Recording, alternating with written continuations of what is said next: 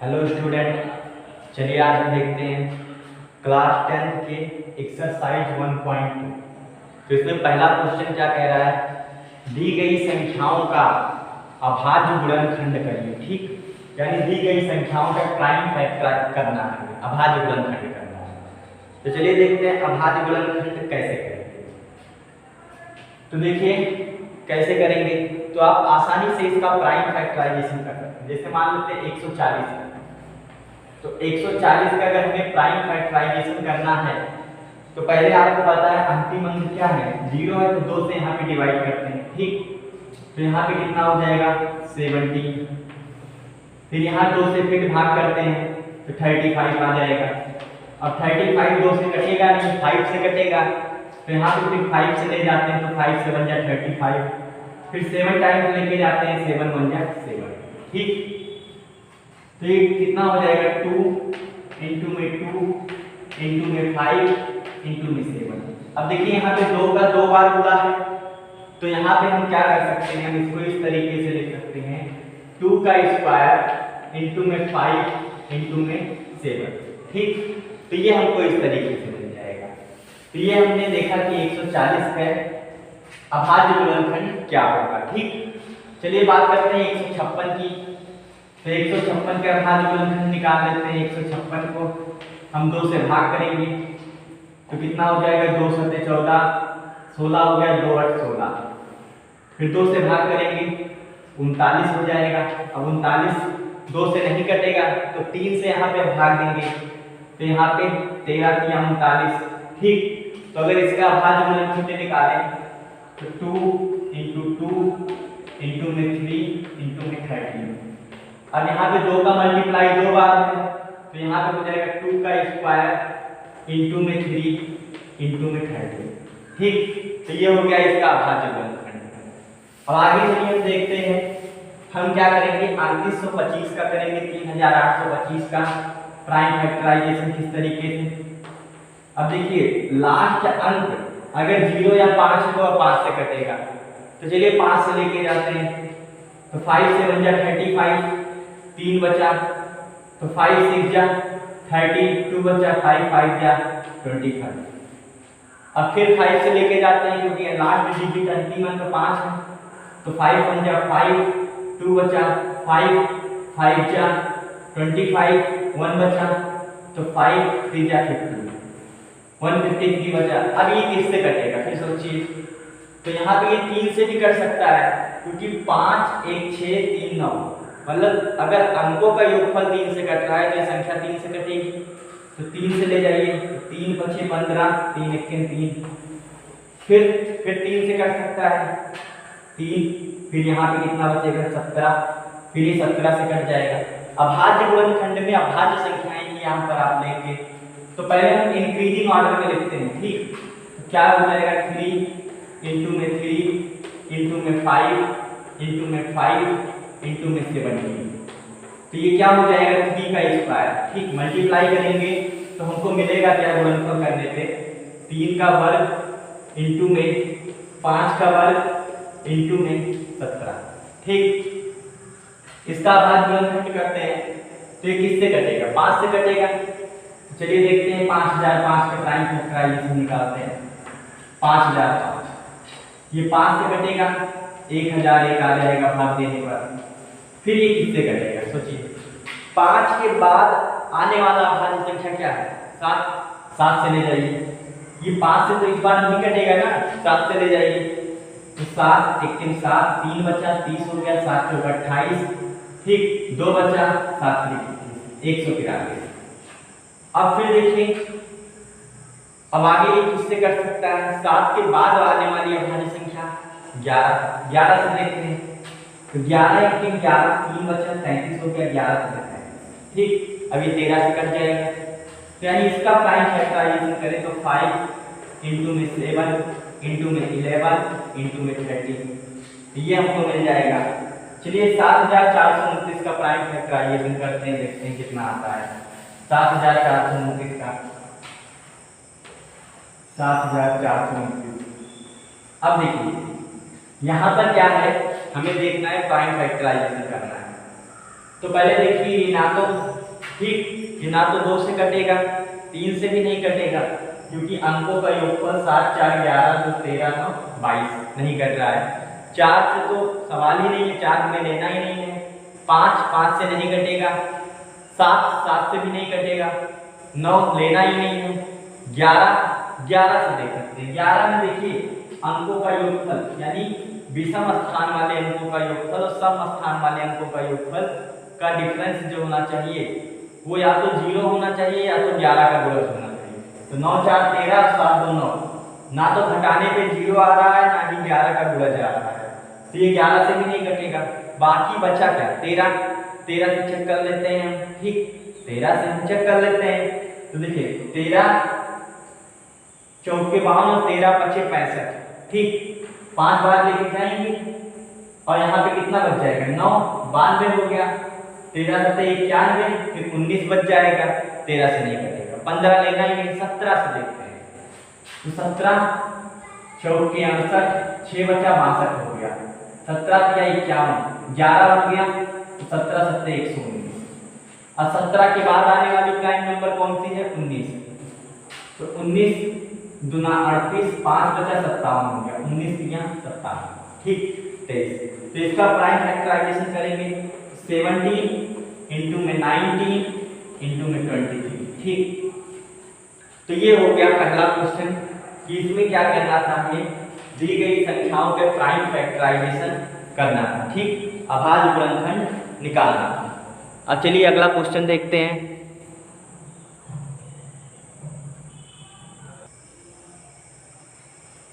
चलिए आगे देखते हैं अगला क्वेश्चन क्या कह रहा है।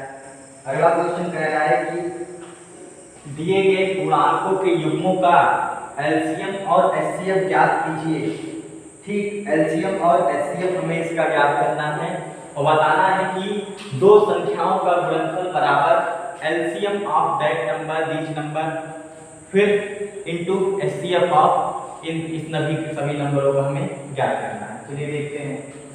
तो पहले हम क्या करेंगे 26 और 91 का हमें क्या करना है एलसीएम और एचसीएफ बताना है।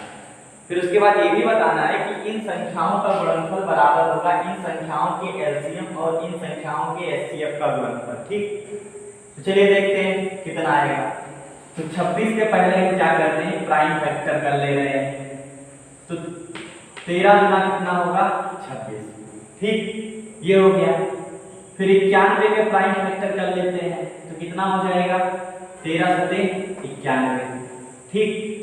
चलिए एलसीएम निकालते हैं। एलसीएम तो एलसीएम जो होगा 26 और 91 का हम क्या करते हैं एलसीएम निकाल लेते हैं। तो देखिए एलसीएम निकालने के लिए क्या करते हैं जो चीज हमें मिल रहा है, यानी देखिए 13 इसमें भी है 13 इसमें भी है, पावर 1 है ना पावर 1 है, तो इसको तो लिख लेंगे हम, ठीक। वैसे यहाँ L लिखा रहता है तो हाईएस्ट पावर जो मिलता है उसका हाईएस्ट, लेकिन 1 और 1 में क्या हाईएस्ट देख रहा है 1 ही है, तो यहाँ पे आप जो मिल रहा है उसको आप लिख दीजिए, ठीक। फिर उसके बाद देखिए जो बाकी जो बचे हुए हैं एलसीएम में जो बच जाते हैं जो नहीं मिलते हैं उनको भी लिख दिया जाता है। तो 2 इंटू में 7, ठीक। तो कितना हो जाएगा 7 गुना 14, 14 का गुणा क्या करना है 13 में करना है, तो कितना आ जाएगा, ठीक 14 दाएं 140 और 14 दिया 42 यानी 182, ठीक 182। एलसीएम हमको कितना मिला 182 मिल गया। चलिए एचसीएफ निकालते हैं। एचसीएफ यानी हाईएस्ट कॉमन फैक्टर 26 और 91 का निकाल लेते हैं। तो देखिए एचसीएफ का मतलब होता है महत्तम समापवर्तक, मतलब जो दोनों में मिल रहा है वही एचसीएफ है। तो 13 देखिए दोनों में मिल रहा है तो 13 यहाँ पे हमारा क्या हो गया एचसीएफ हो गया, ठीक 13 हमारा क्या हो गया एचसीएफ हो गया। तो आपको इसी तरीके से ध्यान रखना है कि एलसीएम किस तरीके से फाइंड करेंगे और एचसीएफ किस तरीके से फाइंड करेंगे, ठीक। अब चलिए आगे हम देखते हैं कि इन दोनों का मल्टीप्लाई करने पे कितना आएगा।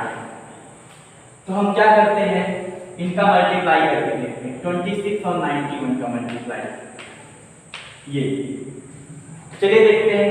तो यहाँ पे पहले हम क्या करते हैं 91 का मल्टीप्लाई कर लेते हैं 26 में, तो ये लगभग मल्टीप्लाई करने पे देखिए कितना आ सकता है, तो ये लगभग 2366 आएगा। ठीक, इस तरीके से आप मल्टीप्लाई कर सकते हैं। तो यहाँ पे ये लगभग 2366 मिल जाएगा। तो इसका मल्टीप्लाई करने पे देखिए कितना आएगा, 26 इंटू में 91 का अगर हम प्रोडक्ट करें तो यहाँ पे हमको 2366 मिल जाएगा। अब हम क्या करते हैं, 182 और इनका प्रोडक्ट करके देखते हैं। एलसीएम ऑफ 26, 91 इंटू में एचसीएफ ऑफ 26, 91, इसका मल्टीप्लाई करके देखते हैं कितना आता है। तो ये देखिए कितना दिया हुआ है, 182 इंटू में 30। तो इसको मल्टीप्लाई करेंगे तो देखिए कितना आ जाएगा, 13 दूना 26 के 6 हासिल 2 हो जाएगा, 13 8 104 और 2 106 हासिल 10, 13 1 13 और 10 23, यानी 2366। तो आपने क्या देखा कि दो संख्याओं का गुणनफल 2366 और उनके एलसीएम और एचसीएफ का गुणनफल क्या है, 2366 है। ठीक, तो संख्याओं का गुणनफल जो है वो एलसीएम और एचसीएफ के गुणनफल के बराबर है। ठीक, यही हमें दिखाना था। चलिए अब इसको देखते हैं हम किस तरीके से करेंगे। तो पहले 510 की आप प्राइम फैक्टर कर लीजिए। ठीक, तो देखिए हम कैसे कर सकते हैं। हम क्या 510 को ऐसे लिख सकते हैं, 51 इंटू में 10। ठीक, फिर हम इसके प्राइम फैक्टर कर लेंगे। तो देखिए प्राइम फैक्टर में क्या कर सकते हैं, 51 कैसे लिख सकते हैं, 17 या 51, ताकि दोनों अभाज्य हो। वैसे आप निकाल सकते हैं। ठीक, लेकिन हम और दूसरे तरीके से देखते हैं। तो 17 या 51, ठीक, तो 17 हो जाएगा, 3 हो जाएगा और 10 का अभाज्य खंड कितना होगा, 2 इंटू 5, तो ये जाएगा 2 इंटू में 5। तो यानी किस तरीके से टूटेगा, 2 3 5 और 17। ठीक, इसमें ये टूट जाएगा। तो 2 इंटू में 3 इंटू में 5 इंटू में 17। अब 92 में देखते हैं। 92, तो 92 को क्या लिख सकते हैं, 23 चौका होता है 92। ठीक, अब देखिए 4 तो अभाज्य संख्या नहीं है, तो 4 को क्या लिख सकते हैं हम, 2 इंटू 2। ठीक, यानी 2 का स्क्वायर लिख सकते हैं। तो ये हमको मिल गया, प्राइम फैक्टर में कन्वर्ट हो गया। तो चलिए 2 का स्क्वायर इसका हो जाएगा इंटू में 23, ये हो गया। चलिए एलसीएम निकालते हैं। एलसीएम निकालते हैं 510 और 92 का। तो एलसीएम निकालने के लिए देखिए यहाँ यल है, तो इस बार पावर जो मिलेगा उसका हाईएस्ट पावर लेना। तो बताइए 2 के पावर 1 और 2 के पावर 2 में हाईएस्ट कौन, तो 2 के पावर 2। इनका काम खत्म।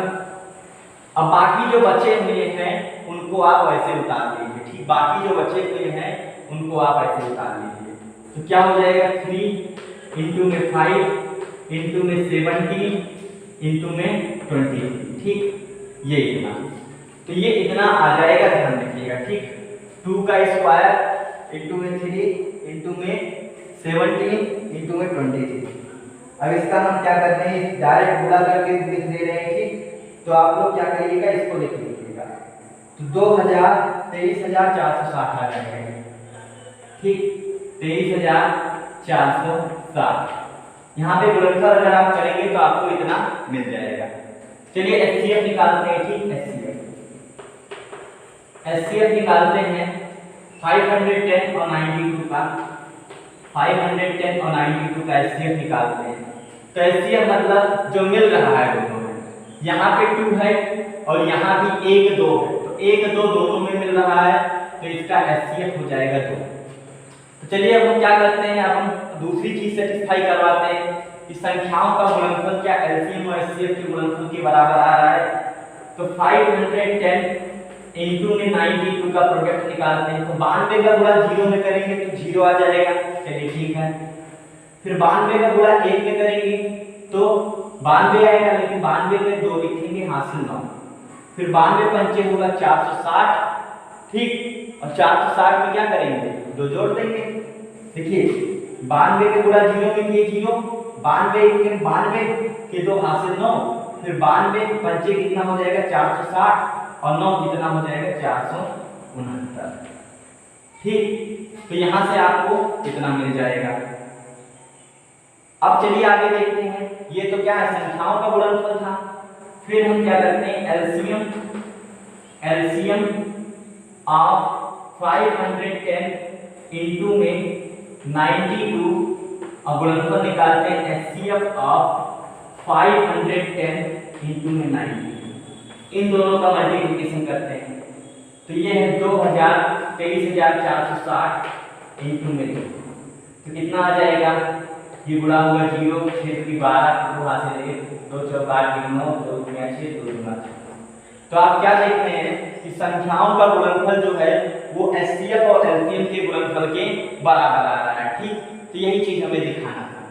चलिए इसको देखते हैं, तीसरा क्वेश्चन 336 और 54 का हमें निकालना है। तो अब ये क्वेश्चन आप लोग स्वयं करिएगा, ठीक। इस क्वेश्चन को आप लोग कर लीजिएगा। पहले क्या करेंगे, 336 के प्राइम फैक्टर 54 के प्राइम फैक्टर करिएगा, फिर एलसीएम एचसीएफ निकालिएगा, फिर एलसीएम और एचसीएफ का गुणनफल दोनों संख्याओं के गुणनफल के बराबर आना चाहिए, ठीक। तो ये आप स्वयं कर लीजिएगा। अब चलिए आगे देखते हैं नेक्स्ट क्वेश्चन।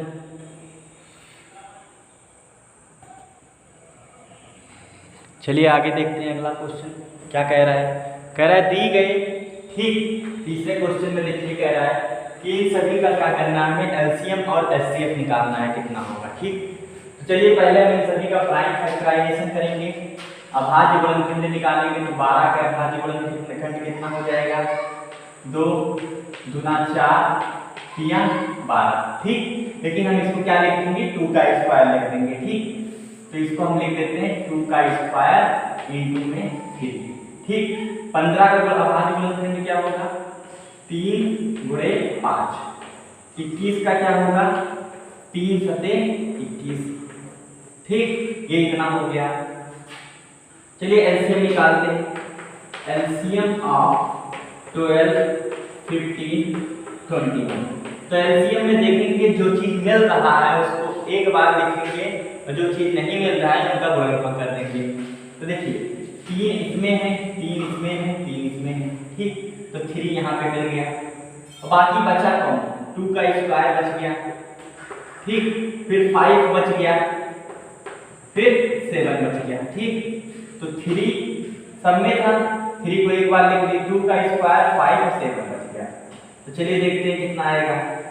तो ये हो जाएगा 4 पंचे 20, ये हो गया 20 और ये हो जाएगा 3 सत्ते 21, ठीक। तो 21 का गुणनफल 20 में करेंगे तो ये हो जाएगा 420, ये इतना। चलिए एचसीएफ निकालते हैं। HCF of 12 15 21। तो देखिए तीनों में क्या चीज मिल रहा है, 3 3 3, 3 तीनों में कॉमन है तो 3 हमारा एचसीएफ हो जाएगा, ठीक। चलिए आगे देखते हैं।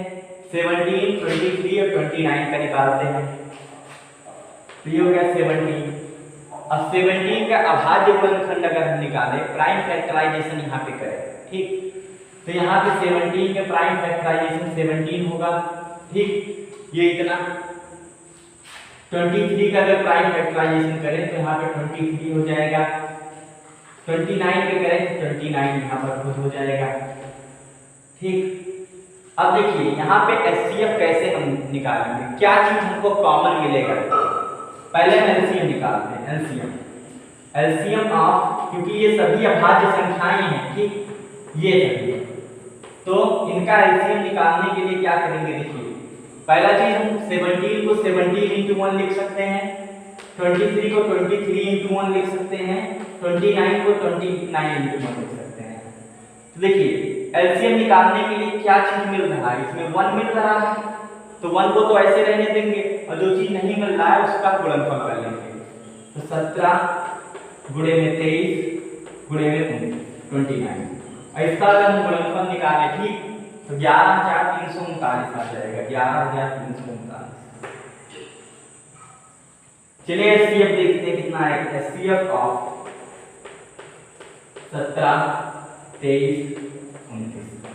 देखिए एचसीएफ में देखते हैं महत्तम समापवर्तक मतलब क्या मिल रहा है, तो 1 तीनों में मिल रहा है तो इन तीनों में एच का एचसीएफ जो होगा 1 हो जाएगा, ठीक। चलिए आगे इसका देख लेते हैं। 8 का प्राइम फैक्टराइजेशन करेंगे तो 2 गुना 4 गुना 8, यानी 2 की पावर 3। फिर यहाँ पे 9 का करते हैं तो 9 को 3 इंटू 3 लिख सकते हैं, या हो जाएगा 3 की पावर 2।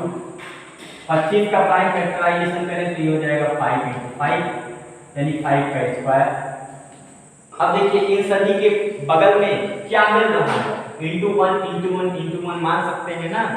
तो देखिए एचसीएफ की अगर हम बात करें, एचसीएफ ऑफ 8 9 25, तो इन सभी के बगल 1 का मल्टीप्लिकेशन हम मान सकते हैं। तो एचसीएफ मतलब क्या, तीनों में मिल रहा है, ठीक। तो यहाँ हो जाएगा 1। एलसीएम की बात करें, एलसीएम ऑफ 8 9 25, तो 1 मिल रहा है तो 1 को छोड़ के बाकी सभी को गुणनफल कर लेंगे, ठीक। तो यहाँ पे 2 की पावर 3 3 की पावर 2 5 का स्क्वायर, तो ये हो जाएगा 8 9 72, 72 का गुणा 25 में करना है, ठीक। तो यहाँ पे हो जाएगा 8, ये हो गया 9 25। तो ऐसे समझिए 25 अट्ठे 200 200 का गुणा हमें करेंगे तो 18, ठीक। तो इस तरीके से क्या कर सकते हैं आप, एलसीएम और एचसीएफ निकाल सकते हैं। चलिए अब नेक्स्ट क्वेश्चन देखते हैं क्या करना है उसमें।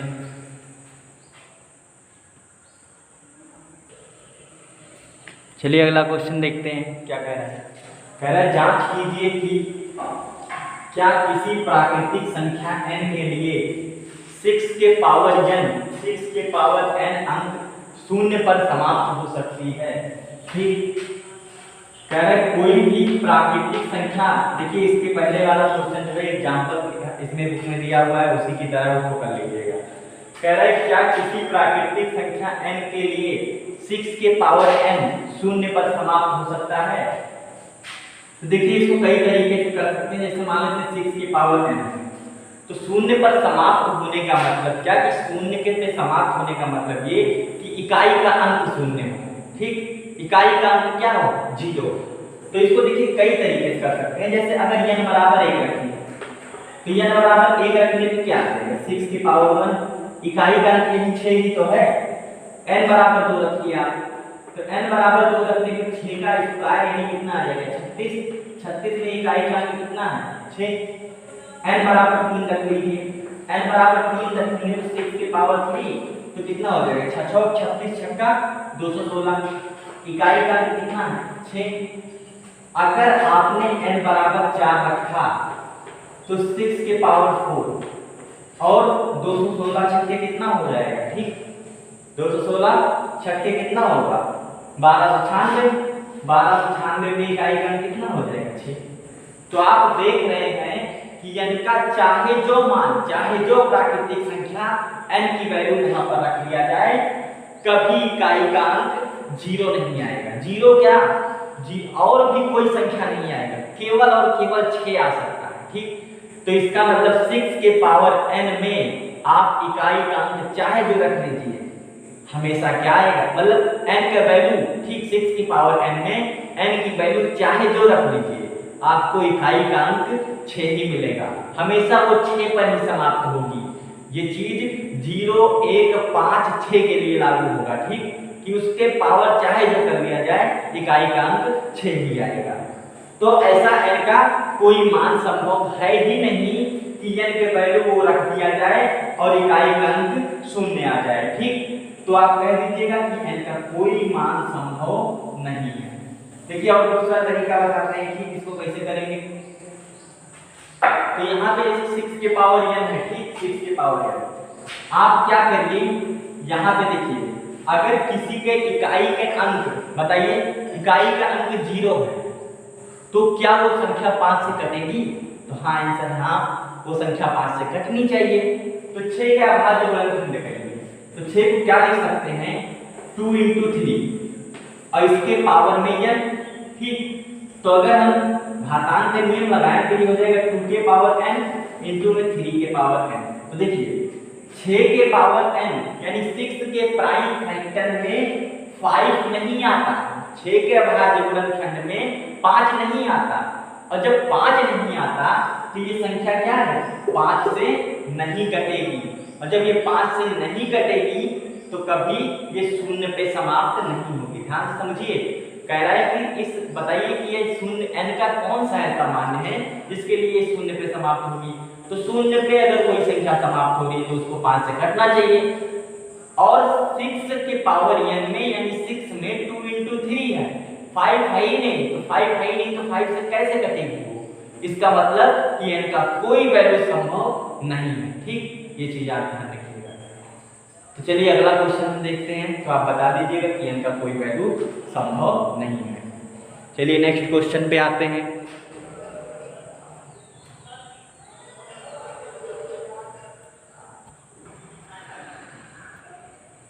तो अगला क्वेश्चन देखते हैं। ठीक, तो आप इसमें क्या बता देंगे कि अतः n का कोई मान संभव नहीं है जिसके लिए 6 की पावर n जो है वो शून्य पर समाप्त हो। ठीक, तो चलिए आगे देखते हैं अगला क्वेश्चन क्या कह रहा है। कह रहा है व्याख्या कीजिए कि 7 into 11 into 13 प्लस 13 और 7 into 6 into 5 into 4 into 3 into 2 into 1 plus 5 भाज्य संख्याएं हैं। हमें बताना है कि व्याख्या करना है कि ये क्यों भाज्य संख्याएं हैं।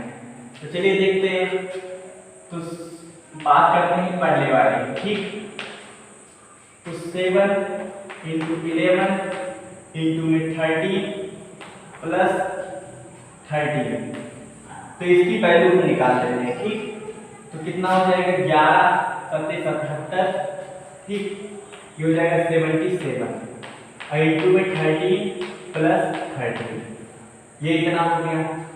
देखिए 11 7 कितना हो जाएगा 77 और यहाँ पे 13 प्लस 30, देखिए 13 कॉमन हो रहा है दोनों में, या चाहे पहले इन दोनों का मल्टीप्लिकेशन करके फिर 13 जोड़ दीजिए, चाहे 13 कॉमन हो रहा है। ठीक, कॉमन कर लीजिए थोड़ा और आसान हो जाएगा। तो ये हो गया 13 कॉमन हो गया, ये हो जाएगा 78। चलिए इसको देखते हैं, मल्टीप्लाई करिए। तो 78 का मल्टीप्लिकेशन हम किस में करेंगे, 3 में करेंगे। तो 78 को अगर हम 3 में मल्टीप्लाई करें तो देखिए कितना आ जाएगा। तो यहाँ पे 78, यहाँ कितना हो जाएगा 8 3 24 की 4 हाथ से 2 3 7 21 और 2 23 234। ठीक, और 234 की 4 हाथ से यहाँ पे 23 मिलेगा। फिर 78 1 78 और 23 कितना हो जाएगा 78 और 23 8 3 11 7 2 9 1 10 101। ठीक, तो यहाँ पे हमको इतना मिल जाएगा 1014। ठीक, अब चलिए हमने क्या देखा, जब हम 7 11 और 13, ठीक, वैसे आप चाहे याद रख सकते हैं। ठीक, अगर आपको याद रख पाए तो याद रखिए 7 11 और 13 का गुणनफल जब भी किया जाता है तो एक प्राइम नंबर निकल के आता है, अभाज्य संख्या जिसका मान, मतलब एक नंबर हमको मिलेगा जिसका मान 1001 होता है। जब भी आप 7 11 और 13 का गुणनफल करेंगे तो 1001 आएगा। ठीक, 1001 और 1001 में अगर 13 ऐड कर दिया जाए तो कितना हो जाएगा 1014। ठीक, तो ये चीज चाहे याद रखिएगा कि 7 11 और 13 का गुणनफल कितना आ जाएगा 1001। ठीक, और 13 जोड़ दीजिएगा 1014 हो जाएगा। अब 1014 का प्राइम फैक्टराइजेशन कर लीजिए। ठीक, 1014 का प्राइम फैक्टराइजेशन कर लेते हैं।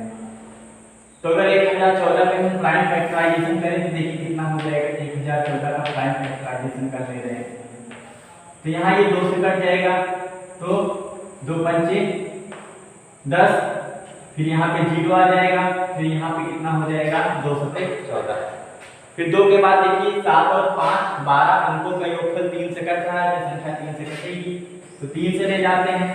फिर कितना हो जाएगा 3 1 3 20 हो गया, 3 6 18 3 9 27 169 हो गया। 169 13 से कट जाएगा, फिर हो जाएगा 13 फिर ये 169, फिर यहाँ पे 13 से कट जाएगा 13 1 13। तो अगर हम प्राइम फैक्टराइजेशन, ठीक, प्राइम फैक्टर अगर हम निकालें 1014 के प्राइम फैक्टर निकाल देते हैं। ठीक, तो ये कितना हो जाएगा 1014 का प्राइम फैक्टर हम देख लें तो ये हो जाएगा 2 इंटू में 3 इंटू में 13 इंटू 13, तो इसको क्या लिख सकते हैं 13 का स्क्वायर। ठीक, तो इसने क्या कहा था, व्याख्या कीजिए कि ये जो आपके सामने दी गई है और ये संख्याएं भाज्य संख्याएं हैं। तो आप बताइए भाज्य संख्या किसे कहते हैं? ठीक, इसको कई तरीके से हम विभाजित डिफाइन कर सकते हैं। तो आप बता सकते हैं कि ऐसी संख्या जिसके 2 से अधिक फैक्टर होते हैं उसको हम भाज्य संख्या कहते हैं। तो आपने देखा कि जब हमने इसको सॉल्व किया तो 1014 मिला। अब 1014 के अगर 2 से फैक्टर निकाल दीजिए, प्राइम फैक्टर निकाल दीजिए। ठीक, अब यहाँ पे क्या करिए, गुणनखंड निकाल दीजिए इसका। तो अगर इसके 2 से अधिक फैक्टर आ रहे हैं, ठीक, तो ये क्या हो जाएगा, ये भाज्य संख्या हो जाएगा। तो देखिए हमने जब यहाँ प्राइम फैक्टर ही केवल निकाला गया, देखिए यहाँ पर क्या है, केवल प्राइम फैक्टर ही निकाला गया। फैक्टर निकालेंगे तो और ज्यादा आएगा, ठीक, और ज्यादा यहाँ पर निकल के आएगा। तो यहाँ पे आप बता सकते हैं इसलिए 1014 क्या है, प्राइम, यहाँ पे भाज्य संख्या है, ठीक, कंपोजिट नंबर है। तो आप समझ गए होंगे कि अगर 2 से अधिक गुणनखंड हैं तो क्या होगा, भाज्य संख्या होगा। तो अभाज्य संख्याएं, अभाज्य गुणनखंड अभी कितना केवल निकला है, भाज्य गुणनखंड निकालेंगे अभी और सारे कई फैक्टर हैं। ठीक, यह एक और तरीका हम बताते हैं, ध्यान कीजिए, फंडामेंटल थ्योरम, ठीक, ऑन अरिथमेटिक क्या कहता है कि प्रत्येक भाज्य संख्या को, देखिए 1014 भाज्य संख्या है, तभी तो हम इसको अभाज्य संख्याओं के गुणनफल के रूप में लिख पाए। ध्यान से समझिए, 1014 को हमने क्या किया, 2, 3 और 13 के स्क्वायर के रूप में लिखा। तो आप याद करिए फर्मी कि प्रत्येक भाज्य संख्या को अभाज्य संख्याओं के गुणनफल के रूप में लिखा जा सकता है। तो 1014 को अगर हम अभाज्य संख्याओं के गुणनफल के रूप में लिख सके तो इसका मतलब क्या है, इसका मतलब ये भाज्य संख्या है। ठीक, यहाँ पर ये सिद्ध हो गया। या दूसरे तरीके से आप बता सकते हैं कि हमने क्या किया, इसका अभाज्य गुणनखंड निकाला और ये हमको 2 से ज्यादा मिल रहा है, इसलिए भाज्य संख्या है।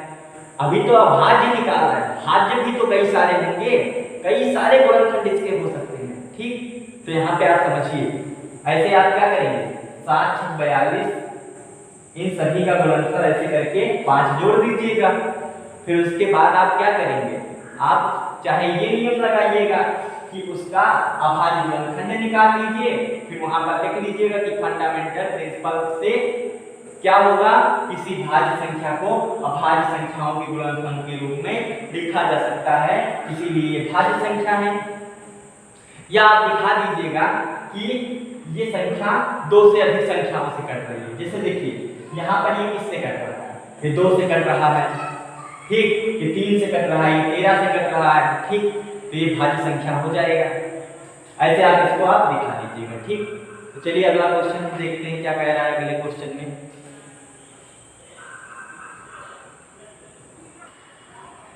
चलिए अगला क्वेश्चन देखते हैं क्या कह रहा है। ठीक, कह रहा है इसमें कि एक खेल के मैदान के चारों ओर, एक खेल के मैदान के चारों ओर एक वृत्ताकार पथ है। ठीक, एक खेल का मैदान है इस तरीके से, जैसे मान लेते हैं एक खेल का मैदान इस तरीके से है, इसके चारों ओर इस तरीके से कह रहा है कि वृत्ताकार पथ है, सर्कुलर पाथ है इस तरीके से। ठीक, वृत्ताकार पथ है इस तरीके से।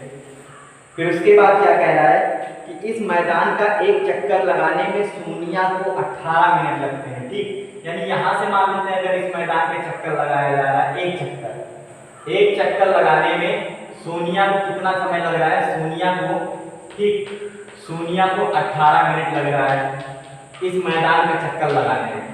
ठीक, फिर उसके बाद क्या कह रहा है, जबकि इसी मैदान का एक चक्कर लगाने में रवि को 12 मिनट लग रहा है। ठीक, इस मैदान के एक चक्कर लगाने में रवि को कितना लग रहा है समय, रवि को 12 मिनट लग रहा है। ठीक, इस मैदान के एक चक्कर लगाने में रवि को 12 मिनट लग रहा है। तो मान लेते हैं यहाँ से रवि चक्कर लगा रहा है और रवि को कितना समय लग रहा है, 12 मिनट लग रहा है, ये चीज।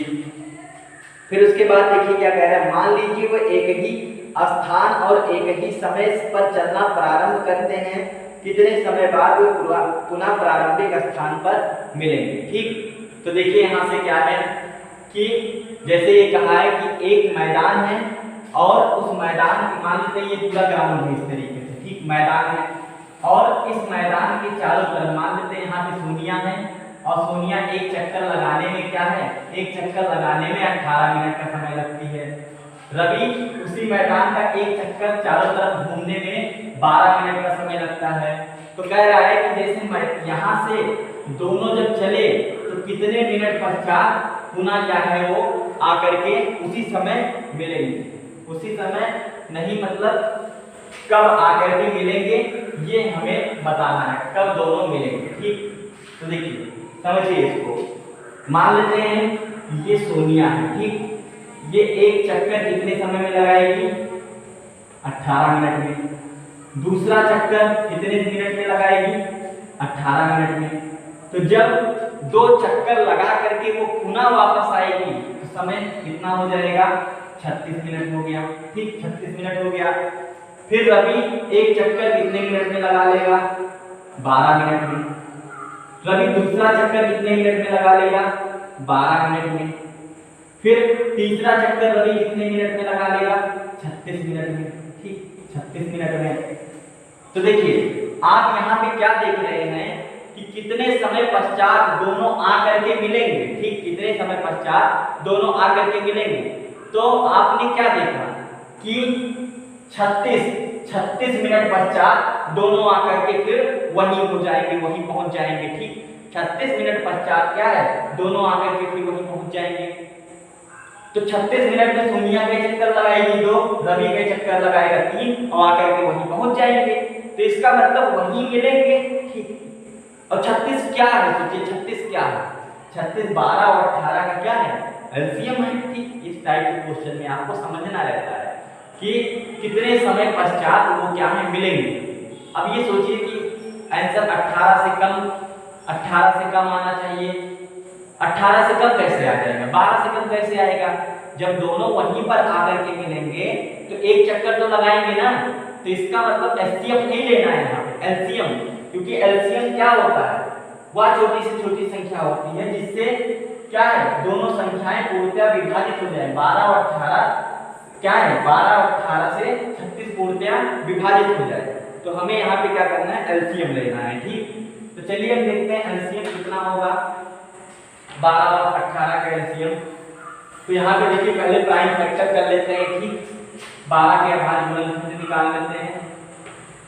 तो 12 का अभाज्य गुणनखंड 2 का स्क्वायर इंटू में 3। 18 का निकाल लेते हैं। 18 का प्राइम फैक्टर कितना होगा? तो हो जाएगा 3 का स्क्वायर इंटू में 3 का वर्ग कितना हो जाएगा? 9 दूनी 18। चलिए एलसीएम निकालते हैं।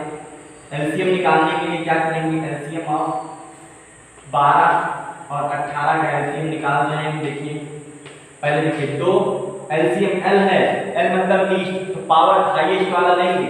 2 की पावर 1 और 2 की पावर 2 में हाईएस्ट कौन? 2 की पावर 2। ठीक, 3 की पावर 1 और 3 की पावर 2 में हाईएस्ट कौन? 3 की पावर 2। तो 2 का वर्ग 4, 3 का वर्ग 9, यानी 4 9 हो गया 36। अर्थात दोनों 36 मिनट बाद, ठीक 36 मिनट बाद घूम फिर करके क्या है चक्कर लगाना जैसे शुरू किए तो 36 मिनट बाद जो पुनः आकर के वहीं पर मिलेंगे। ठीक, 36 मिनट बाद।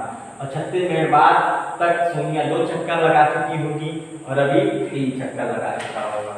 तो ये था एक्सरसाइज 1.2। अब चलिए मिलेंगे अगले पार्ट में। तो बाय बाय, टेक केयर।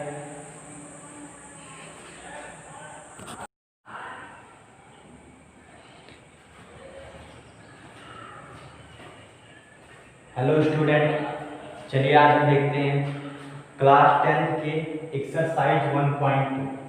तो इसमें पहला क्वेश्चन क्या कह रहा है? दी गई संख्याओं का अभाज्य गुणनखंड करिए। ठीक, यानी दी गई संख्याओं का प्राइम फैक्टर करना है, अभाज्य गुणनखंड करना है। तो चलिए देखते हैं अभाज्य गुणनखंड कैसे करेंगे। तो देखिए कैसे करेंगे, तो आप आसानी से इसका प्राइम फैक्टराइजेशन कर सकते हैं। जैसे मान लेते हैं 140 है, तो 140 का अगर हमें प्राइम फैक्टराइजेशन करना है तो पहले आपको पता है अंतिम अंक क्या है? 0 है, तो 2 से यहाँ पे डिवाइड करते हैं। ठीक, तो यहाँ पे कितना हो जाएगा? 70। फिर यहाँ 2 से फिर भाग करते हैं तो 35 आ जाएगा। अब 35 2 से कटेगा नहीं, 5 से कटेगा। तो यहाँ पे फिर 5 से ले जाते हैं तो 5 से बन जाए 35। फिर 7 टाइम्स लेके जाते हैं, 7 बन जाए 7। ठीक, तो ये कितना हो जाएगा? 2 इंटू में 2 इंटू में 5 इंटू में 7। अब देखिए यहाँ पे 2 का 2 बार गुणा है, तो यहाँ पे हम क्या कर सकते हैं, हम इसको इस तरीके से लिख सकते हैं 2 का स्क्वायर इंटू में 5 इंटू में 7। ठीक, तो ये हमको इस तरीके से मिल जाएगा। तो ये हमने देखा कि 140 का अभाज्य गुणनखंड क्या होगा। ठीक, चलिए बात करते हैं 156 की। तो 156 का अभाज्य गुणनखंड निकाल लेते हैं। 156 को हम 2 से भाग करेंगे तो कितना हो जाएगा, 2 सत्ते 14, 16 हो गया, 2 8 16। फिर 2 से भाग करेंगे 39 हो जाएगा। अब 39 2 से नहीं कटेगा तो 3 से यहाँ पे भाग देंगे, तो यहाँ पे 13 या 39। ठीक, तो अगर इसका अभाज्य गुणनखंड निकालें तो 2 इंटू 2 इंटू में 3 इंटू में 13। अब यहाँ पे 2 का मल्टीप्लाई 2 बार है, तो यहाँ पे हो जाएगा 2 का स्क्वायर इंटू में 3 इंटू में 13। ठीक, तो ये हो गया इसका अभाज्य गुणनखंड। अब आगे चलिए हम देखते हैं हम क्या करेंगे, 3825 का करेंगे, 3825 का प्राइम फैक्टराइजेशन किस तरीके से। अब देखिए लास्ट अंक अगर 0 या 5 को 5 से कटेगा, तो चलिए 5 से लेके जाते हैं, तो 5 से बन जा 35, 3 बचा, तो 5 6 जा 30, 2 बचा, 5 5 जा 25। अब फिर 5 से लेके जाते हैं क्योंकि लास्ट डिजिट अंतिम अंक 5 है, तो 5 बन जा 5, 2 बचा, 5 5 जा 25, 1 बचा, तो 5 3 जा 50, 153 बचा। अब ये किससे कटेगा फिर सोचिए, तो यहाँ पे ये 3 से भी कट सकता है क्योंकि 5 1 6 3 9, मतलब अगर अंकों का योगफल 3 से कट रहा है तो ये संख्या 3 से कटेगी, तो 3 से ले जाइए, 3 5 15, 3 1 3, फिर 3 से कट सकता है 3, फिर यहाँ पे कितना बचेगा 17, फिर ये 17 से कट जाएगा।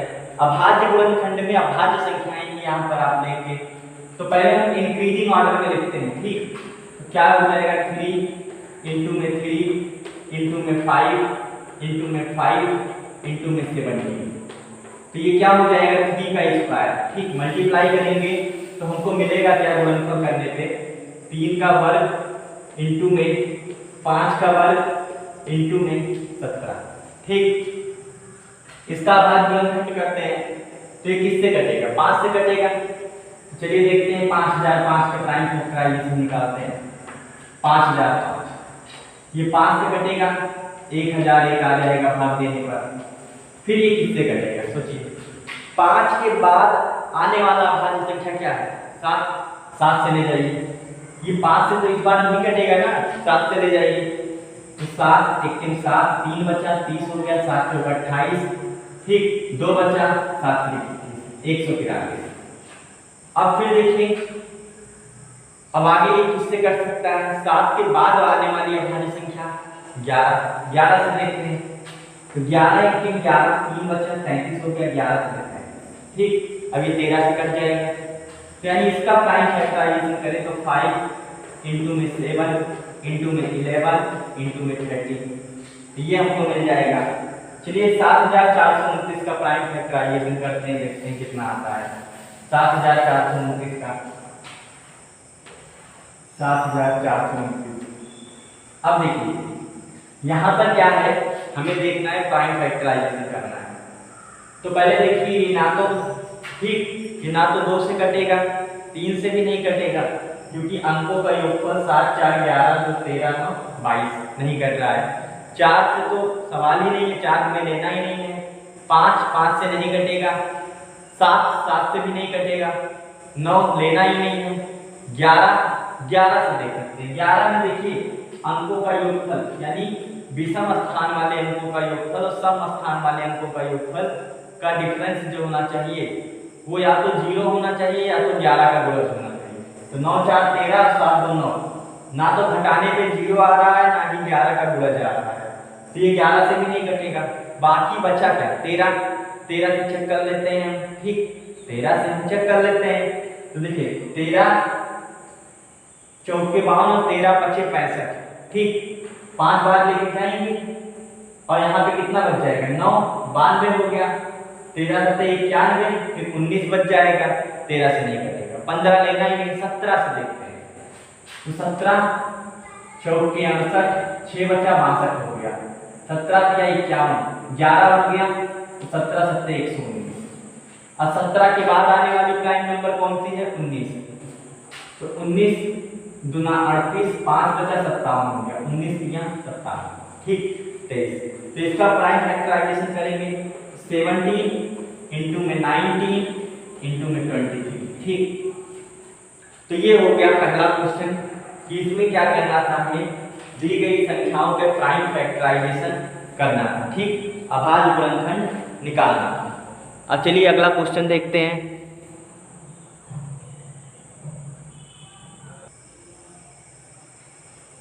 चलिए आगे देखते हैं अगला क्वेश्चन क्या कह रहा है।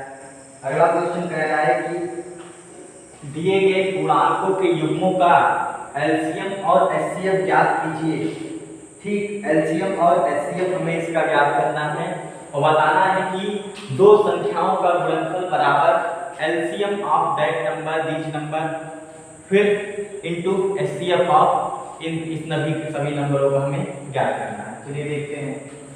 तो पहले हम क्या करेंगे, 26 और 91 का हमें क्या करना है, एलसीएम और एचसीएफ बताना है। फिर उसके बाद ये भी बताना है कि इन संख्याओं का गुणनफल बराबर होगा इन संख्याओं के एलसीएम और इन संख्याओं के एचसीएफ का गुणनफल, ठीक।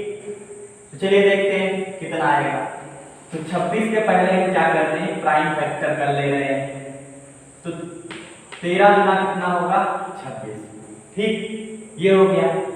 फिर 91 के प्राइम फैक्टर कर लेते हैं, तो कितना हो जाएगा, 13 सत्ते 91, ठीक। चलिए एलसीएम निकालते हैं। एलसीएम तो एलसीएम जो होगा 26 और 91 का हम क्या करते हैं, एलसीएम निकाल लेते हैं। तो देखिए एलसीएम निकालने के लिए क्या करते हैं, जो चीज हमें मिल रहा है, यानी देखिए 13 इसमें भी है 13 इसमें भी है, पावर 1 है पावर 1 है, तो इसको तो लिख लेंगे हम, ठीक। वैसे यहाँ L लिखा रहता है तो हाईएस्ट पावर जो मिलता है उसका हाईएस्ट, लेकिन 1 और 1 में क्या हाईएस्ट देख रहा है, 1 ही है, तो यहाँ पे आप जो मिल रहा है उसको आप लिख दीजिए, ठीक। फिर उसके बाद देखिए जो बाकी जो बचे हुए हैं एलसीएम में जो बच जाते हैं, जो नहीं मिलते हैं उनको भी लिख दिया जाता है। तो 2 इंटू में 7, ठीक। तो कितना हो जाएगा, 7 गुना 14, 14 का गुणा क्या करना है, 13 में करना है, तो कितना आ जाएगा, ठीक। 14 दाएं 140 और 14 दिया 42 यानी 182, ठीक। 182 एलसीएम हमको कितना मिला, 182 मिल गया। चलिए एचसीएफ निकालते हैं। एचसीएफ यानी हाईएस्ट कॉमन फैक्टर 26 और 91 का निकाल लेते हैं। तो देखिए एचसीएफ का मतलब होता है महत्तम समापवर्तक, मतलब जो दोनों में मिल रहा है वही एचसीएफ है। तो 13 देखिए दोनों में मिल रहा है, तो 13 यहाँ पे हमारा क्या हो गया, एचसीएफ हो गया, ठीक। 13 हमारा क्या हो गया, एचसीएफ हो गया। तो आपको इसी तरीके से ध्यान रखना है कि एलसीएम किस तरीके से फाइंड करेंगे और एचसीएफ किस तरीके से फाइंड करेंगे, ठीक। अब चलिए आगे हम देखते हैं कि इन दोनों का मल्टीप्लाई करने पे कितना आएगा। तो हम क्या करते हैं, इनका मल्टीप्लाई करके देखते हैं, 26 और 91 का मल्टीप्लाई, ये चलिए देखते हैं। तो यहाँ पे पहले हम क्या करते हैं, 91 का मल्टीप्लाई कर लेते हैं 26 में, तो ये लगभग मल्टीप्लाई करने पे देखिए कितना आ सकता है, तो ये लगभग 2366 आएगा, ठीक। इस तरीके से आप मल्टीप्लाई कर सकते हैं। तो यहाँ पे ये लगभग 2366 मिल जाएगा। तो इसका मल्टीप्लाई करने पे देखिए कितना आएगा, 26 इंटू में 91 का अगर हम प्रोडक्ट करें तो यहाँ पे हमको 2366 मिल जाएगा। अब हम क्या करते हैं, 182 और इनका प्रोडक्ट करके देखते हैं। एलसीएम ऑफ 26, 91 इंटू में एचसीएफ ऑफ 26, 91, इसका मल्टीप्लाई करके देखते हैं कितना आता है। तो ये देखिए कितना दिया हुआ है, 182 इंटू में 30, तो इसको मल्टीप्लाई करेंगे तो देखिए कितना आ जाएगा, 13 गुना 26 के 6 हासिल 2 हो जाएगा, 13 8 104 और 2 106 हासिल 10, 13 1 13 और 10 23। यानी 2366।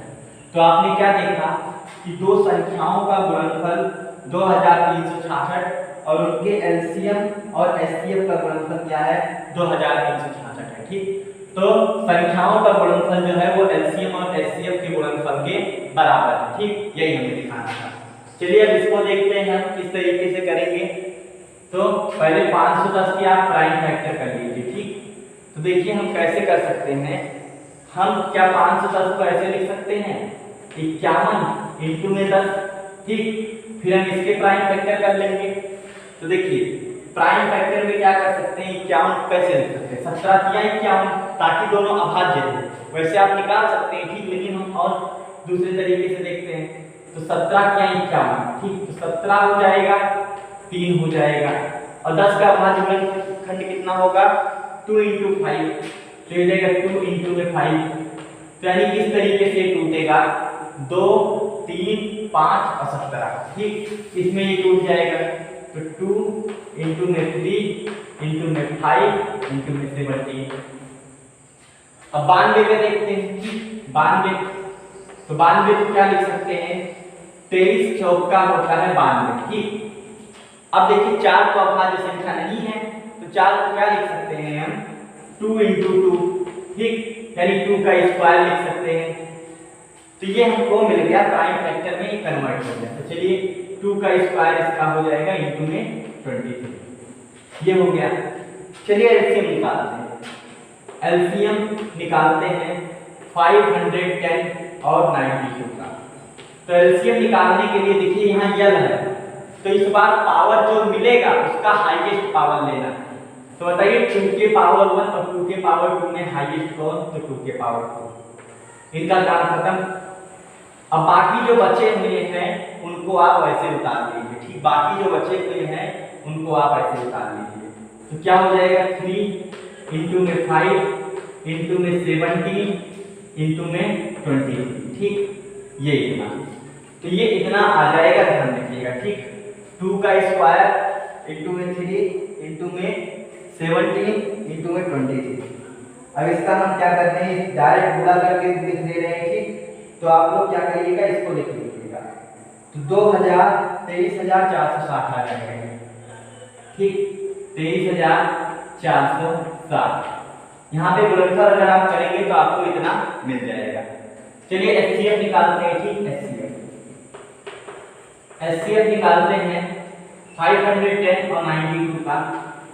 510 और 92 का एचसीएफ निकालते हैं। तो एचसीएफ मतलब जो मिल रहा है दोनों में, यहाँ पे 2 है और यहाँ भी 1 2 है, तो 1 2 दोनों में मिल रहा है, तो इसका एचसीएफ हो जाएगा 2।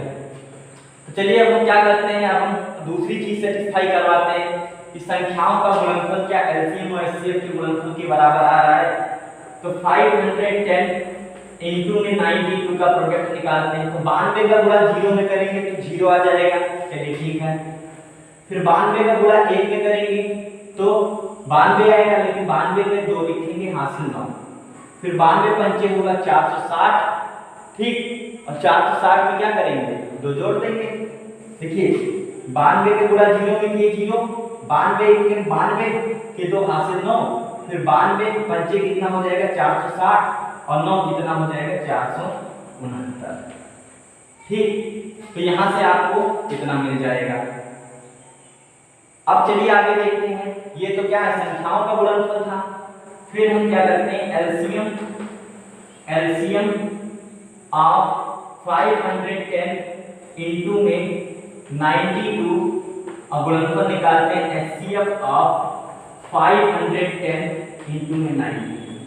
इन दोनों का मल्टीप्लिकेशन करते हैं तो ये है 23,460 इंटू में 2, तो कितना आ जाएगा, ये गुणा होगा 0 6 की 12 2 हाथ से 2 चौक 8 9 2 6 2 गुना 6। तो आप क्या देखते हैं कि संख्याओं का गुणनफल जो है वो एचसीएफ और एलसीएम के गुणनफल के बराबर आ रहा है। ठीक, तो यही चीज हमें दिखाना था।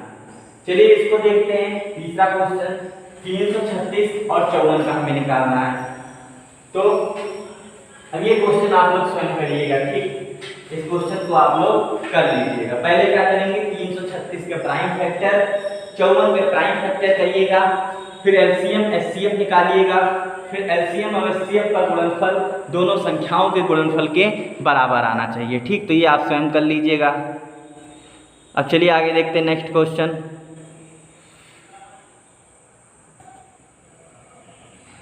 चलिए आगे देखते हैं अगला क्वेश्चन क्या कह रहा है। कह रहा है दी गई, ठीक, तीसरे क्वेश्चन में देखिए कह रहा है कि इन सभी का क्या करना है, एलसीएम और एचसीएफ निकालना है, कितना होगा। ठीक, तो चलिए पहले हम इन सभी का प्राइम फैक्टराइजेशन करेंगे।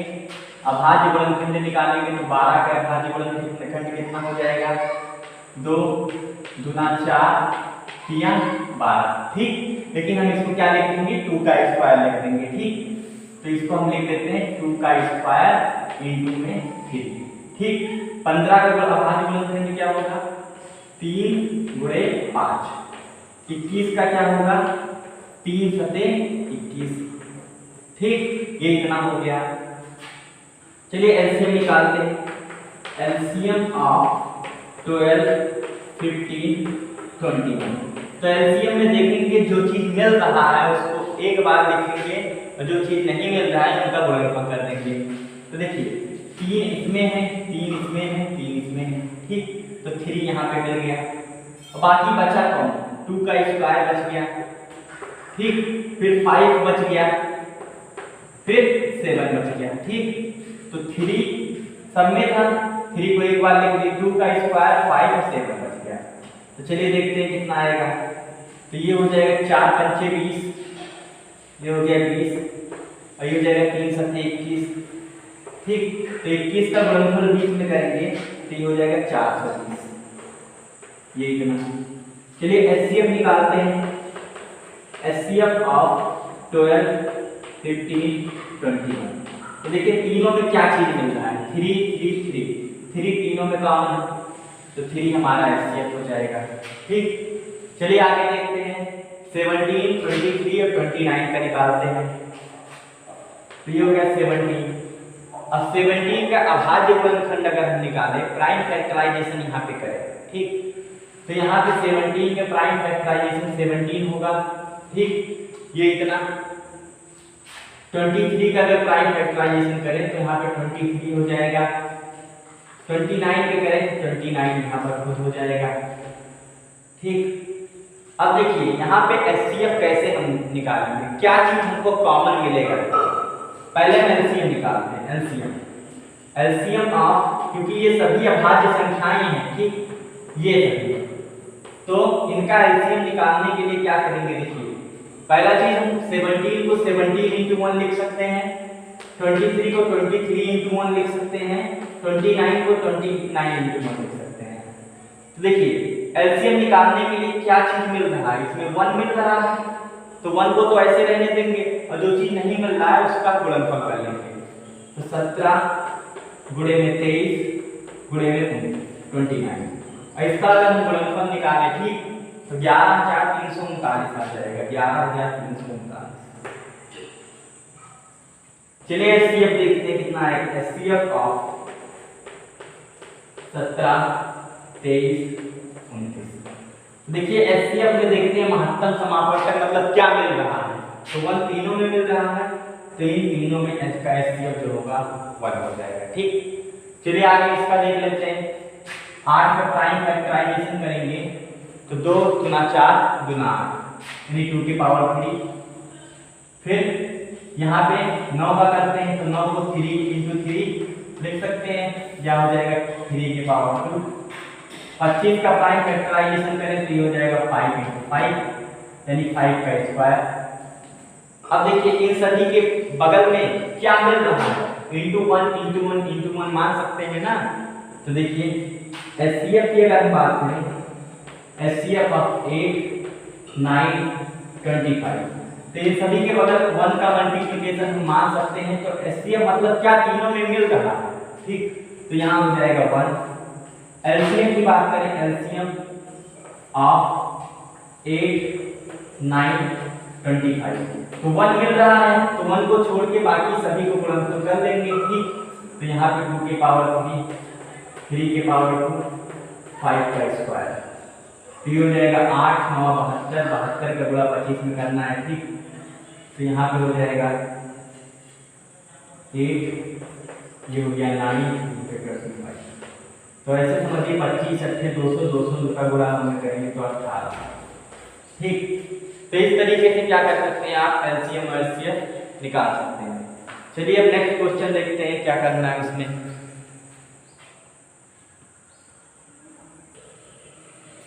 चलिए अगला क्वेश्चन देखते हैं क्या कह रहा है। कह रहा है जांच कीजिए कि क्या किसी प्राकृतिक संख्या n के लिए 6 के पावर n अंक शून्य पर समाप्त हो सकती है। ठीक, कह रहे कोई भी प्राकृतिक संख्या, देखिए इसके पहले वाला क्वेश्चन जो है एग्जांपल इसमें बुक में दिया हुआ है उसी की तरह उसको कर लीजिएगा। कह रहा है क्या किसी प्राकृतिक संख्या n के लिए 6 के पावर n शून्य पर समाप्त हो सकता है। तो देखिए इसको कई तरीके से कर सकते हैं, जैसे मान लेते हैं 6 की पावर n तो शून्य पर समाप्त होने का मतलब क्या कि शून्य के से समाप्त होने का मतलब ये कि इकाई का अंक शून्य हो। ठीक, इकाई का अंक क्या हो 0।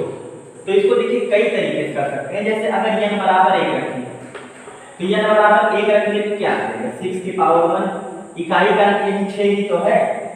n बराबर 2 रखिए आप, तो n बराबर 2 रखने के 6 का स्क्वायर यानी कितना आ जाएगा 36 में इकाई का अंक कितना है 6।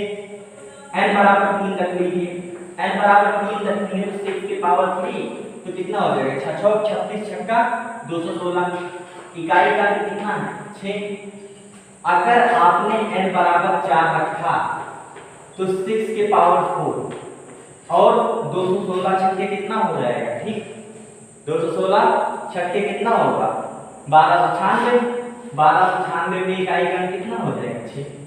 तो आप देख रहे हैं कि n का चाहे जो प्राकृतिक संख्या n की वैल्यू यहाँ पर रख लिया जाए कभी इकाई का अंक 0 नहीं आएगा। 0 क्या और भी कोई संख्या नहीं आएगा, केवल और केवल 6 आ सकता है। ठीक, तो इसका मतलब 6 के पावर n में आप इकाई का अंक चाहे जो रख लीजिए हमेशा क्या आएगा, मतलब n का वैल्यू ठीक 6 की पावर n में n की वैल्यू चाहे जो रख लीजिए आपको इकाई का अंक 6 ही मिलेगा, हमेशा वो 6 पर ही समाप्त होगी।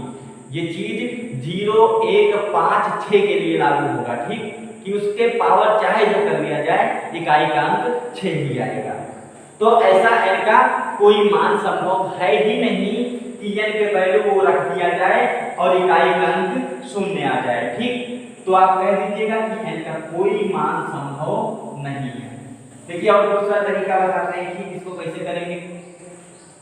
तो यहाँ पे 6 के पावर n है। ठीक, 6 के पावर n आप क्या करिए यहाँ पे देखिए अगर किसी के इकाई के अंक बताइए इकाई का अंक 0 है तो क्या वो संख्या 5 से कटेगी। तो हाँ आंसर हाँ वो संख्या 5 से कटनी चाहिए।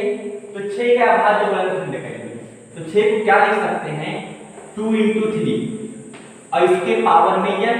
ठीक, तो अगर हम घातांक का नियम लगाएं तो ये हो जाएगा 2 के पावर n इंटू में 3 के पावर n।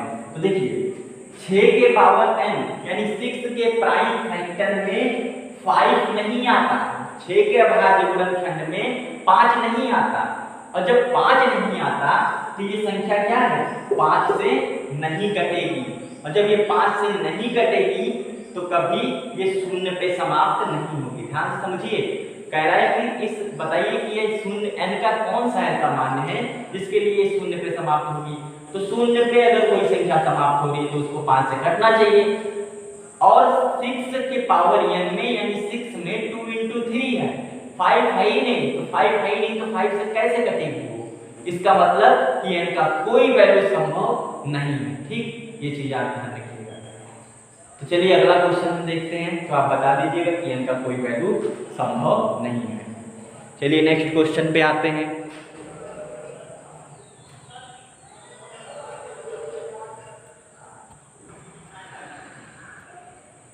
तो अगला क्वेश्चन देखते हैं। ठीक, तो आप इसमें क्या बता देंगे कि अतः n का कोई मान संभव नहीं है जिसके लिए 6 के पावर n जो है वो 0 पर समाप्त हो। ठीक, तो चलिए आगे देखते हैं अगला क्वेश्चन क्या कह रहा है। कह रहा है व्याख्या कीजिए कि 7 × 11 × 13 + 13 और 7 into 6 into 5 into 4 into 3 into 2 into 1 plus 5 भाज्य संख्याएं हैं। हमें बताना है कि व्याख्या करना है कि ये क्यों भाज्य संख्याएं हैं। तो चलिए देखते हैं। तो बात करते हैं पहले वाली, ठीक। तो 7 इंटू 11 इंटू में 30 प्लस 30, तो इसकी वैल्यू को निकाल लेते हैं, ठीक। तो कितना हो जाएगा 11 सत्ते 77, ठीक। ये हो जाएगा 77 और इंटू में 30 प्लस 30, ये इतना हो गया। देखिए 11 सत्ते कितना हो जाएगा 77 और यहाँ पे 30 प्लस 30। देखिए 13 कॉमन हो रहा है दोनों में, या चाहे पहले इन दोनों का मल्टीप्लिकेशन करके फिर 13 जोड़ दीजिए, चाहे 13 कॉमन हो रहा है, ठीक।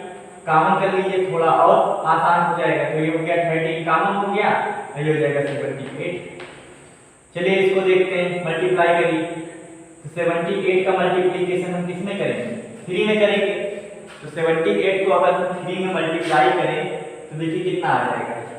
तो यहाँ पे 78, यहाँ कितना हो जाएगा 8 3 24 की 4 हाथ से 2 3 7 21 और 2 23 234, ठीक।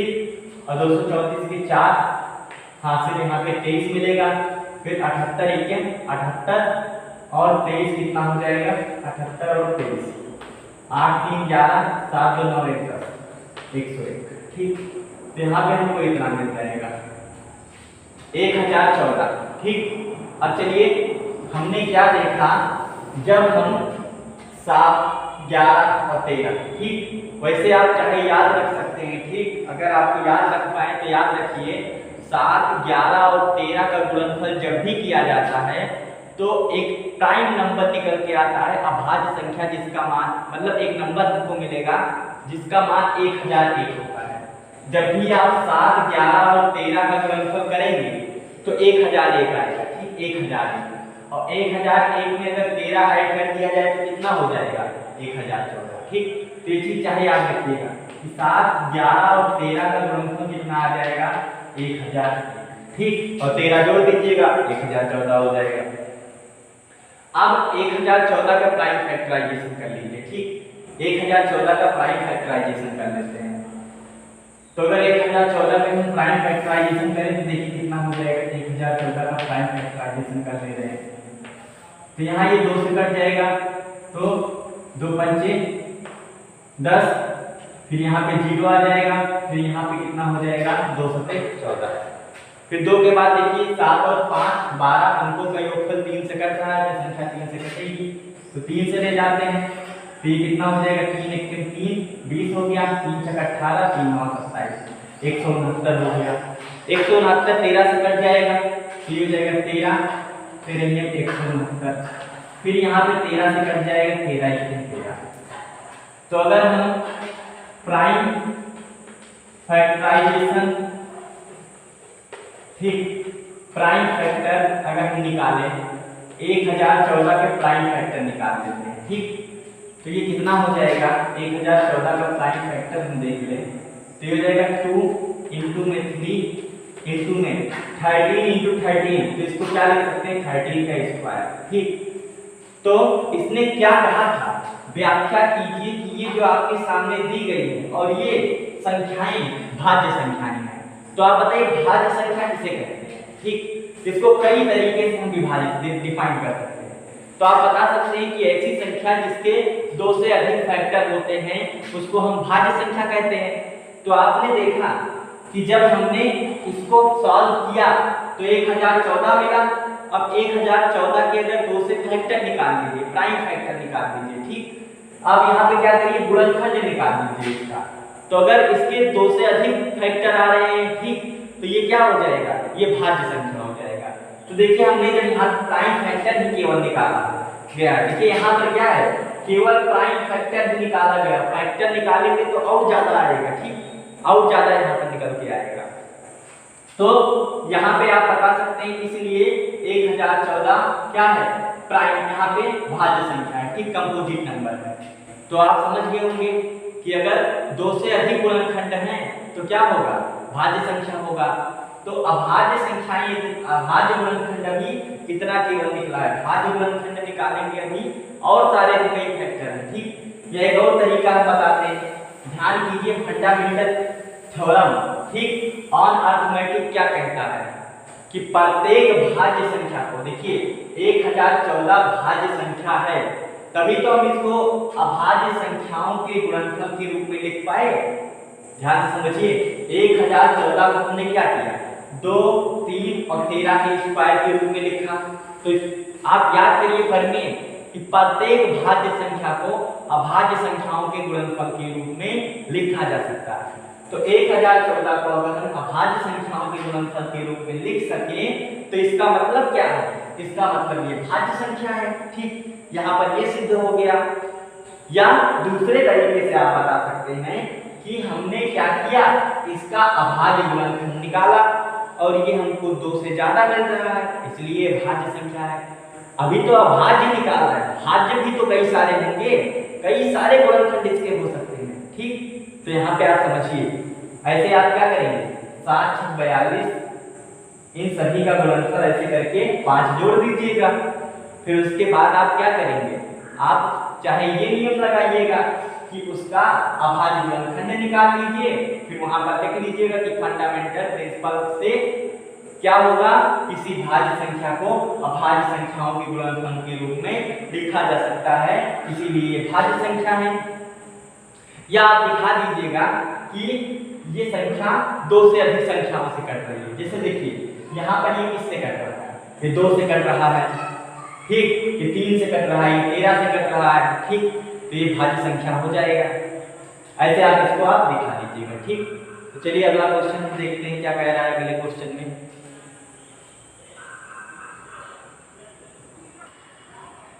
चलिए अगला क्वेश्चन देखते हैं क्या कह रहा है। ठीक, कह रहा है इसमें कि एक खेल के मैदान के चारों ओर, एक खेल के मैदान के चारों ओर एक वृत्ताकार पथ है। ठीक, एक खेल का मैदान है इस तरीके से, जैसे मान लेते हैं एक खेल का मैदान इस तरीके से है, इसके चारों ओर इस तरीके से कह रहा है कि वृत्ताकार पथ है, सर्कुलर पाथ है इस तरीके से। ठीक, वृत्ताकार पथ है इस तरीके से। फिर उसके बाद क्या कह रहा है कि इस मैदान का एक चक्कर लगाने में सोनिया को 18 मिनट लगते हैं। ठीक, यानी यहाँ से मान लेते हैं अगर इस मैदान में चक्कर लगाया जा रहा है, एक चक्कर लगाने में सोनिया को कितना समय लग रहा है, सोनिया को, ठीक, सोनिया को 18 मिनट लग रहा है इस मैदान में चक्कर लगाने में। ठीक, फिर उसके बाद क्या कह रहा है, जबकि इसी मैदान का एक चक्कर लगाने में रवि को 12 मिनट लग रहा है। ठीक, इस मैदान के एक चक्कर लगाने में रवि को कितना लग रहा है समय, रवि को 12 मिनट लग रहा है। ठीक, इस मैदान के एक चक्कर लगाने में रवि को 12 मिनट लग रहा है। तो मान लेते हैं यहाँ से रवि चक्कर लगा रहा है और रवि को कितना समय लग रहा है, 12 मिनट लग रहा है ये चीज। फिर उसके बाद देखिए क्या कह रहा है, मान लीजिए वो एक ही स्थान और एक ही समय पर चलना प्रारंभ करते हैं, कितने समय बाद वो पुनः प्रारंभिक स्थान पर मिलेंगे। ठीक, तो देखिए यहाँ से क्या है कि जैसे ये कहा है कि एक मैदान है और उस मैदान की, मान लेते हैं ये पूरा ग्राउंड है इस तरीके से। ठीक, मैदान है और इस मैदान के चारों तरफ मान लेते हैं यहाँ पे सोनिया है और सोनिया एक चक्कर लगाने में क्या है, एक चक्कर लगाने में 18 मिनट का समय लगती है। रवि उसी मैदान का एक चक्कर चारों तरफ घूमने में 12 मिनट का समय लगता है। तो कह रहा है कि जैसे यहाँ से दोनों जब चले तो कितने मिनट पश्चात पुनः क्या है वो आकर के उसी समय मिलेंगे, उसी समय नहीं मतलब कब आकर के मिलेंगे ये हमें बताना है, कब दोनों मिलेंगे। ठीक, तो देखिए समझिए इसको, मान लेते हैं ये सोनिया है। ठीक, ये एक चक्कर कितने समय में लगाएगी, 18 मिनट में। दूसरा चक्कर कितने मिनट में लगाएगी, 18 मिनट में। तो जब 2 चक्कर लगा करके वो पुनः वापस आएगी तो समय कितना हो जाएगा, 36 मिनट हो गया। ठीक, 36 मिनट हो गया। फिर रवि एक चक्कर कितने मिनट में लगा लेगा, 12 मिनट में। रवि दूसरा चक्कर कितने मिनट में लगा लेगा, 12 मिनट में। फिर तीसरा चक्कर रवि कितने मिनट में लगा लेगा, 36 मिनट में। ठीक, 36 मिनट में। तो देखिए आप यहाँ पे क्या देख रहे हैं कि कितने समय पश्चात दोनों आकर के मिलेंगे। ठीक, कितने समय पश्चात दोनों आकर के मिलेंगे। तो आपने क्या देखा कि 36 मिनट पश्चात दोनों आकर के फिर वहीं हो जाएंगे, वहीं पहुंच जाएंगे। ठीक, 36 मिनट पश्चात क्या है, दोनों आकर के फिर वहीं पहुंच जाएंगे। तो 36 मिनट में सोनिया के चक्कर लगाएगी 2, रवि के चक्कर लगाएगा 3 और आकर के वहीं पहुंच जाएंगे। तो इसका मतलब वहीं मिलेंगे। ठीक, और 36 क्या है, सोचिए 36 क्या है, 36 12 और 18 का क्या है, एलसीएम है। ठीक, इस टाइप के क्वेश्चन में आपको समझना रहता है कि कितने समय पश्चात वो क्या है, मिलेंगे। अब ये सोचिए कि आंसर 18 से कम आना चाहिए। 18 से कम कैसे आ जाएगा, 12 से कम कैसे आएगा। जब दोनों वहीं पर आकर के मिलेंगे तो एक चक्कर तो लगाएंगे ना। तो इसका मतलब एचसीएफ नहीं लेना है यहाँ पे, एलसीएम, क्योंकि एलसीएम क्या होता है, वह छोटी से छोटी संख्या होती है जिससे क्या है, दोनों संख्याएं पूर्णतः विभाजित हो जाए। 12 और 18 क्या है, 12 और 18 से 36 पूर्णतः विभाजित हो जाए। तो हमें यहाँ पे क्या करना है, एलसीएम लेना है। ठीक, तो चलिए हम देखते हैं एलसीएम कितना होगा 12 और 18 का एलसीएम। तो यहाँ पे देखिए पहले प्राइम फैक्टर कर लेते हैं। ठीक, 12 के अभाज्य गुणनखंड निकाल लेते हैं। तो 12 का अभाज्य गुणनखंड 2 का स्क्वायर इंटू में 3, 18 का निकाल लेते हैं। 18 का प्राइम फैक्टर कितना होगा, तो हो जाएगा 3 का स्क्वायर इंटू में 3 का वर्ग कितना हो जाएगा 9 दूनी 18। चलिए एलसीएम निकालते हैं। एलसीएम निकालने के लिए क्या करेंगे, एलसीएम ऑफ 12 और 18 का एलसीएम निकाल जाएंगे। देखिए पहले देखिए 2 एलसीएम एल है, एल मतलब लीस्ट, तो पावर हाईएस्ट वाला लेंगे। 2 की पावर 1 और 2 की पावर 2 में हाईएस्ट कौन, 2 की पावर 2। ठीक, 3 की पावर 1 और 3 की पावर 2 में हाईएस्ट कौन, 3 की पावर 2। तो 2 का वर्ग 4, 3 का वर्ग 9, यानी 4 9 हो गया 36। अर्थात दोनों 36 मिनट बाद, ठीक 36 मिनट बाद घूम फिर करके क्या है, चक्कर लगाना जैसे शुरू किए तो 36 मिनट बाद जो पुनः आकर के वहीं पर मिलेंगे। ठीक, 36 मिनट बाद, और 36 मिनट बाद तक सोनिया 2 चक्कर लगा चुकी होगी और अभी 3 चक्कर लगा चुका होगा। तो ये था एक्सरसाइज 1.2। अब चलिए मिलेंगे अगले पार्ट में। तो बाय बाय, टेक केयर।